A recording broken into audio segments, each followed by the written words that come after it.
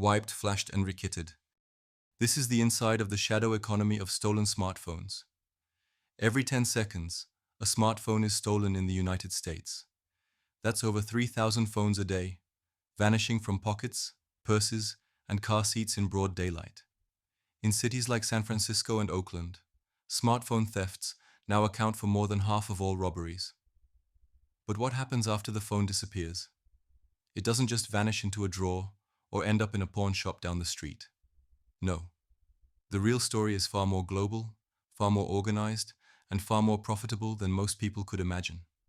This is the hidden world of the international smartphone black market, a sprawling underground network where stolen devices are scrubbed of their digital identities, reprogrammed, and sold across oceans and borders. A place where your iPhone might end up in the hands of a teenager in Hong Kong, a tourist in Brazil, or a cartel lieutenant in Mexico. This is the world of phones that are wiped, flashed, and rekitted. It often starts with what's known as a credit mule, a person, often from a financially vulnerable background, recruited to walk into a wireless store and fraudulently obtain high-end smartphones on credit. These mules are offered a small payout in exchange for the device, while the true profiteers, the traffickers, wait in the background. Once the phone is in their hands, the process begins. First, it's wiped, completely stripped of its digital history, including security locks and tracking tools. Then, it's flashed, reprogrammed with new firmware to appear as if it's never been activated. And finally, it's rekitted, boxed with fake accessories, resealed, and passed off as brand new. The phones are now untraceable, unrecognizable, and ready for the global marketplace.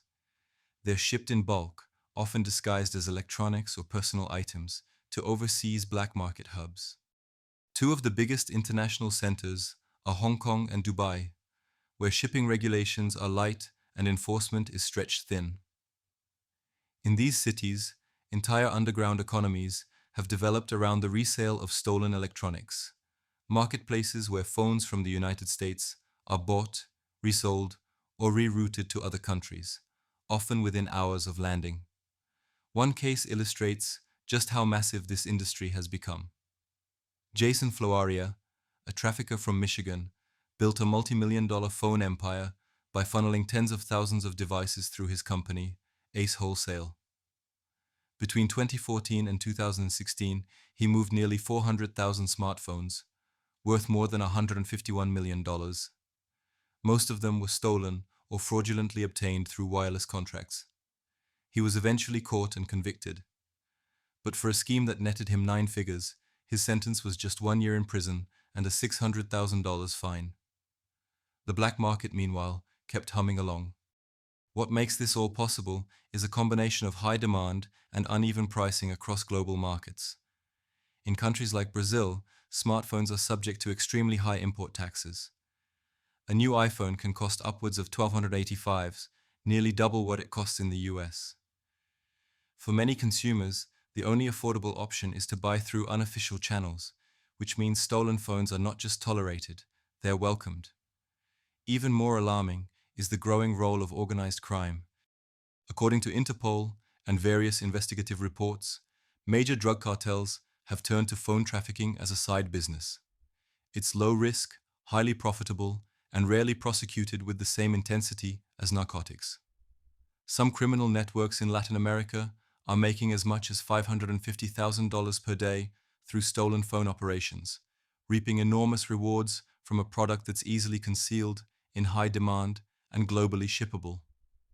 Phones stolen in Los Angeles or Miami can reach international ports in less than 48 hours. Once there, they disappear, laundered through warehouses and sold on local marketplaces with no record of their original owner or crime. And the impact goes far beyond the individual victim. Each stolen phone contributes to a global supply chain of fraud, theft, and exploitation. It fuels international trafficking networks. It supports criminal economies. And it undermines the entire ecosystem of trust in digital commerce. To combat this, manufacturers have introduced features like activation locks, biometric security, and international IMEI tracking. But these defenses are only as strong as the global system enforcing them. In too many places, the digital trail goes cold. So what can be done? Awareness is the first step. Understanding that smartphone theft isn't a petty crime, it's a billion-dollar global operation. It's organized, it's sophisticated, and it's enabled by a market that doesn't ask enough questions. When buying your phone, it may help to ask if the insurance plan includes a lost or stolen events. This is the dark truth of the device in your pocket, that in the wrong hands, it's not just a communication tool, it's currency in a criminal trade. And behind every stolen phone, there's a story you were never meant to hear. But now, you know the story of the smartphone black market. Tune in again for our next Untold News report.